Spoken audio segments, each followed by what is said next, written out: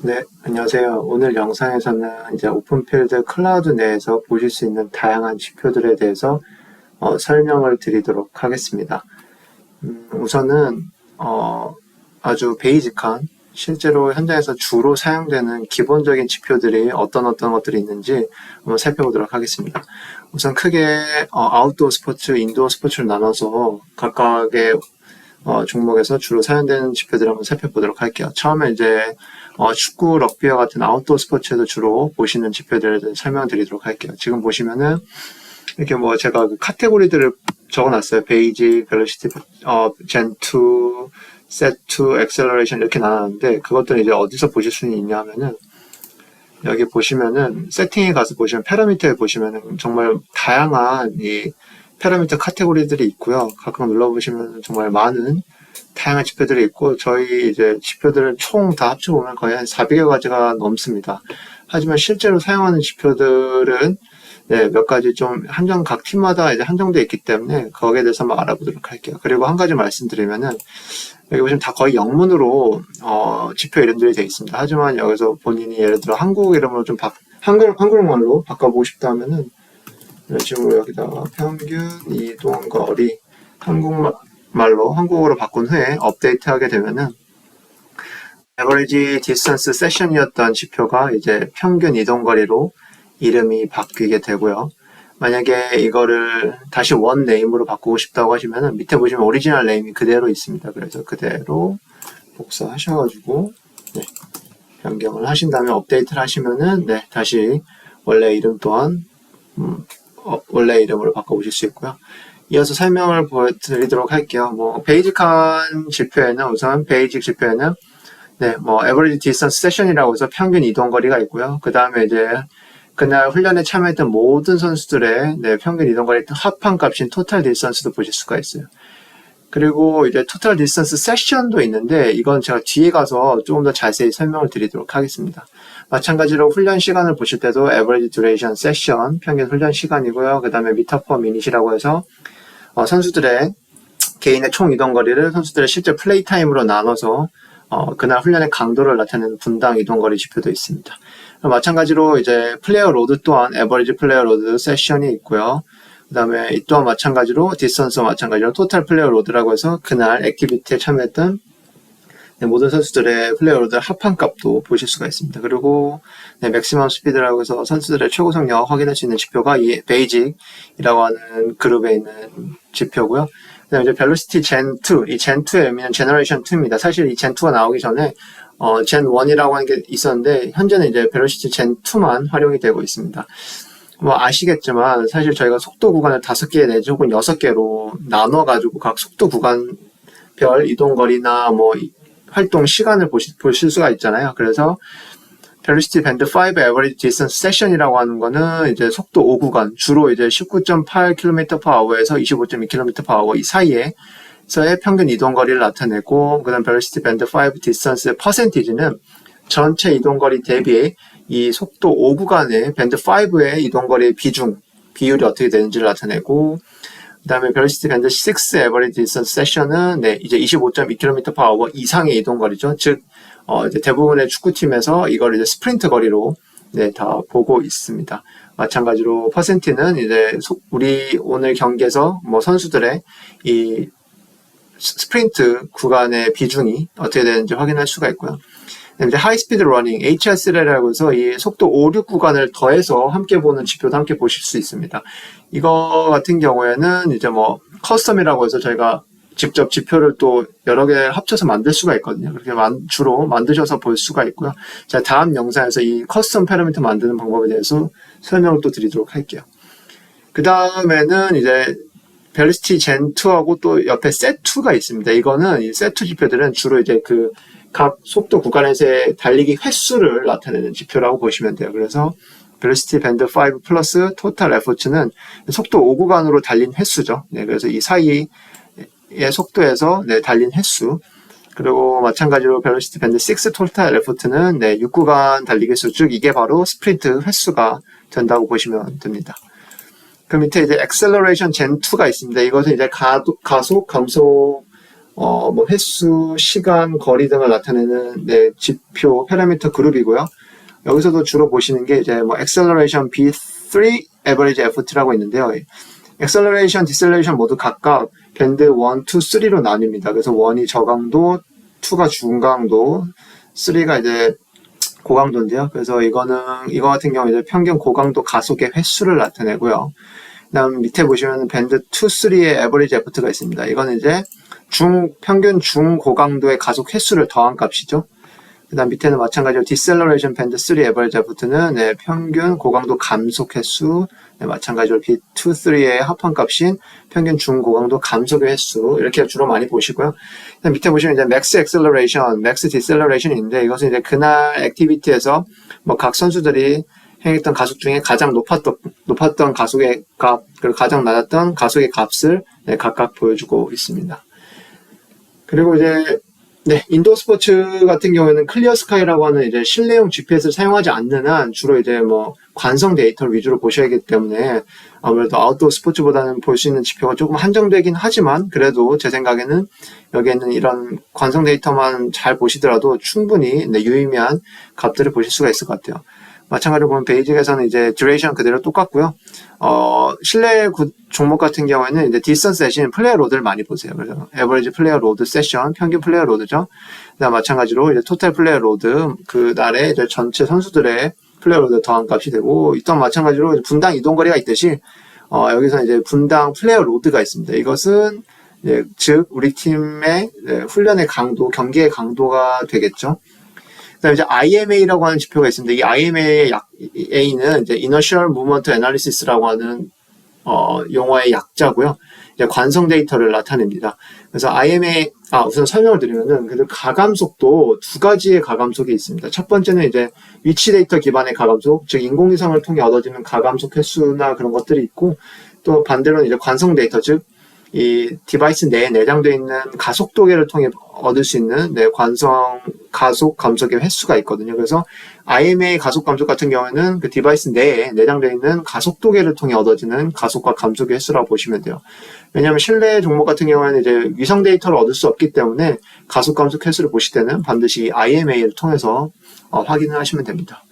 그래서 IMA 엑셀 하이는 이제 고강도, IMA 고강도 가속 횟수, IMA 디셀 하이는 고강도 감속 횟수입니다. 이 또한 로우, 미드, 하이로 나뉘거든요. 그래서 더 자세히 보시고 싶은 분들은 로우나 미드도 확인하시면 되고요. IMA COD right high라고 해서 이거는 이제 COD change of direction입니다. 즉 고강도 우측 방향 전환의 횟수고요. 밑에는 이제 COD left high, 즉 고강도 좌측 방향 전환의 횟수입니다. 그 밑에 이제 explosive effort, 즉 폭발적 액션이라고 해서 이 네 개 모든 액션의 합한 값이 바로 이 explosive effort고요.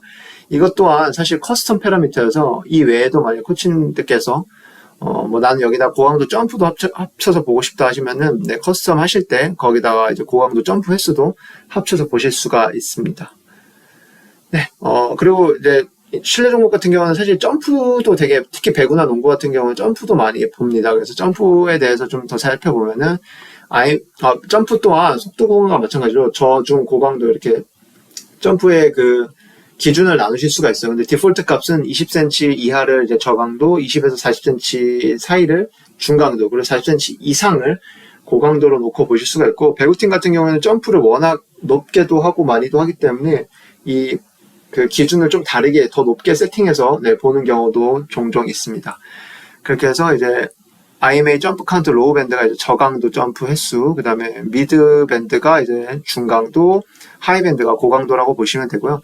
토탈 점프는 이제 이 저중 고강도 모든 점프의 횟수를 더한 값으로 보시면 되고요. 앞서 말씀드렸듯이 토탈 디스턴스 세션이 있듯이 토탈 점프 세션이 있습니다. 이건 이제 한 경기당 총 점프 횟수인데 이거 제가 뒤에 좀 더 자세히 설명을 드리도록 할게요. 그리고 에버리지 점프 세션은 이제 예를 들어 우리 팀으로 놓고 봤을 때 당연히 이것 또한 제가 뒤에서 좀 더 자세히 설명드리도록 할게요. 네, 그러면 이제 눈치를 오픈필드 클라우드에 가 보시면은 눈치채신 분들이 있으실 거예요. 에버리지가 있고 에버리지 세션이라고 하는 게 있습니다. 거의 대부분의 지표가 이렇게 두 개를 다 갖고 있거든요. 듀레이션도 마찬가지고 디스턴스도 그렇고 플레이어 로드도 마찬가지입니다. 에버리지 플레이어 로드가 있고 에버리지 플레이어 로드 그 다음에 가로치고 세션이 항상 있어요. 그래서 이 차이에 대해서 설명을 드리도록 할게요. 우선 그 가로치고 세션이 없는 일반 에버리지 디스턴스 같은 경우에는 지금 이제 7월 14일 훈련이 있다고 가정을 하겠습니다. 그리고 그 훈련 아래에는 총 3개의 피리어드가 만들어졌습니다. 보실 때 이 세션이 없는 일반 에버리지 디스턴스는 어떤 값을 나타내냐, 즉 이 3개의 피리어드의 평균 값을 나타내는 겁니다.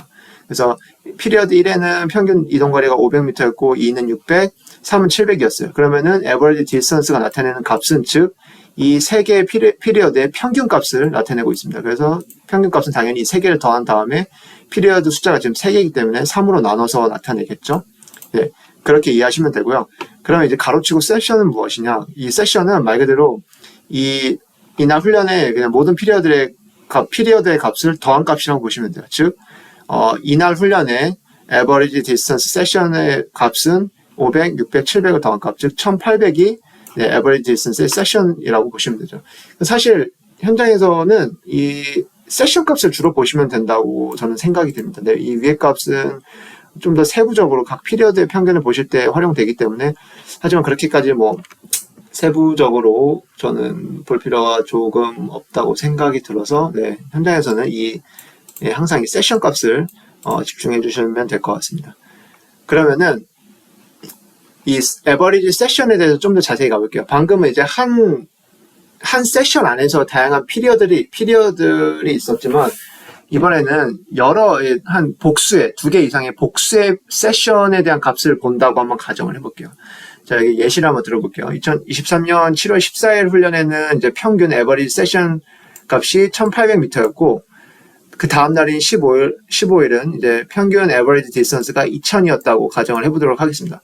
그럼 제가 지금 좌측에 보이는 사진처럼 이 2개의 액티비티를 함께 셀렉을 해놓고서 이 에버리지 디스턴스 세션을 보게 되면은, 이제 여기서 나타내는 값은 이제 이 2날의 에버리지 디스턴스 값을 더해서 2로 나눠서 나타내 주겠죠. 네, 그래서 그 값은 이 2 액티비티의 평균 에버리지 디스턴스 세션 값은 1900m가 나오는 겁니다. 즉, 한 세션 안에서 에버리지 가로치고 세션은 이제 이 모든 피리어드의 값을 더한다고 그냥 단순하게 생각해 주시면 되고요. 이 한 개의 세션이 아닌 복수, 2개 이상의 복수 세션으로 놓고 이 에버리지 디스턴스 세션을 본다고 하면은 그 선택된 모든 세션의 값들을 더해서 이제 그 세션 수로 나눈 값을 이렇게 나타낸다고 생각하시면 됩니다. 이거는 듀레이션, 플레이 로드 모두 마찬가지이기 때문에 그대로 적용하시면 될 것 같고요. 그렇다면 토탈과 에버리지 세션의 차이는 도대체 무엇인가 보시면은, 이번에도 가정을 해볼게요. 7월 14일 경기에 총 5명의 선수가 뛰었다고 가정하고 모두 각각 1000m씩 이동거리를 가졌다고 단순하게 한번 가정을 해보도록 할게요. 그럼 7월 14일 날 우리 팀의 토탈 디스턴스는 당연히 이날에 참여한 모든 5명의 선수의 평균 이동거리를 합친 값이 토탈 디스턴스가 되겠죠. 즉 5000m가 이날 액티비티의 이날 경기의 토탈 디스턴스가 될 겁니다. 그렇지만 아시다시피 에버리지 디스턴스 세션으로 놓고 본다고 하면은 이 5명의 선수의 그 이동거리를 선수 수만큼 나눠서 평균 값을 이렇게 나타내게 되겠죠. 네, 맞습니다. 이해가 되시죠? 그래서 개인적으로는 저는 이제 훈련 같은 경우에는 이 평균 값을 보는 게 맞다고 생각이 들어요. 왜냐하면 훈련 같은 경우에는 예를 들어 어떤 날은 10명이 훈련한 날도 있고 어떤 명이 15명이 훈련한 날이 있는데, 토탈 값으로 보게 되면은 당연히 많은 선수가 훈련에 참여한 날에 값이 높아지게 되죠. 그러면 이제 어제와 오늘의 그 훈련의 강도나 양을 비교하기에 적절하지 당연히 않겠죠. 하지만 저 같은 경우는 경기 같은 경우 이 토탈 값을 보는 게 맞다고 생각이 됩니다. 왜냐하면은 축구로 예를 들면은 어떤 날은 우리가 교체 선수를 2명밖에 안 가져간 날도 있을 거고요. 어떤 날은 5명의 교체를 가져간 날이 있을 겁니다. 그렇게 되면은 당연히 교체 수가 많은 날에 그 평균 값이 떨어질 수밖에 없습니다. 그렇기 때문에 축구가 이런 경기 같은 날에는 에버리지보다는 토탈, 즉 이날 우리 팀의 이날 경기에 참여한 우리 팀 모든 선수들의 값을 합쳐서 보는 게 조금 더 객관적이지 않을까 싶습니다. 어쨌든 교체가 몇 명 일어나든 우리 팀은 그날 경기에서 우리 팀 전체가 소화한 이동거리나 뭐 플레이어 로드, 고강도 이동거리에 집중하는 게 맞기 때문에 경기는 이 토탈 값으로 보는 게 맞다는 생각이 들고요. 그렇다고 하면은 이제 토탈도 있고 아까 말씀드린 토탈 섹션도 있었잖아요. 그럼 이 차이는 무엇인지 한번 살펴보도록 할게요. 사실 이 토탈 섹션 같은 경우에는 커스텀에서 좀 만들어야 되는 지표긴 한데 한번 제가 설명을 드리도록 할게요. 자, 우선 그렇게 되면은 우리가 앞서 이제 매치 1, 2, 3 세 개의 경기를 했다고 가정하겠습니다. 그리고 각각의 경기에서의 토탈 디스턴스, 즉 이날 경기에 참여한 각각의 경기에 참여한 모든 선수의 이동거리를 합쳐보니 모두 다 100km, 100km, 100km였다고 가정을 해보도록 할게요.